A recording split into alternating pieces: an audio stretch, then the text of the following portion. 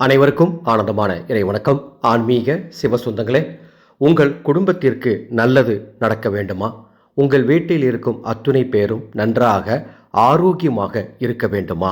9/1/2026 மார்கழி 25 வெள்ளிக்கிழமை பிரம்ம முகூர்த்த நேரம் அல்லது காலை 6 மணியிலிருந்து 10:30 மணிக்குள் உங்கள் வீட்டு பூஜை அறையில் முருகப்பெருமானுடைய படம், முருகப்பெருமானுடைய சிலை அல்லது முருகப்பெருமானுடைய வேல் இருந்தால் அதற்கு முன்பாக 9 தீபங்கள் ஏற்றி வையுங்கள். அந்த தீபங்கள் அத்துணையும் வடக்கு திசை நோக்கி எரிய வேண்டும்.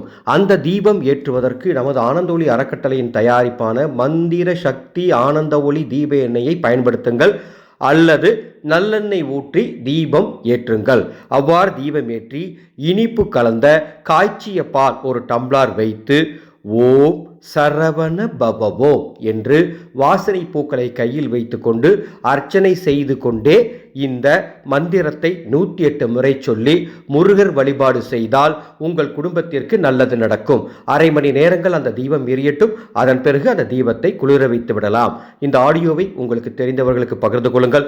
அன்பு சொந்தங்களே, பிப்ரவரி 15ஆம் தேதி மறந்துடாதீங்க, தவற விட்டுறாதீங்க. மாசி மகா சிவராத்திரி 28 சிவ பூஜைகளை வாட்ஸ்அப்பில் ஒரு குழு அமைத்து அன்னைக்கு சொல்லித்தர போகிறேன். அந்த பூஜையில் ஏதாவது ஒரு பூஜை 5 நிமிடம் மட்டும் நீங்கள் செஞ்சீங்கன்னா போதும். அந்த நாளில் நீங்கள் சிவனிடம் கேட்கும் வரம் அப்படியே கிடைக்கும்.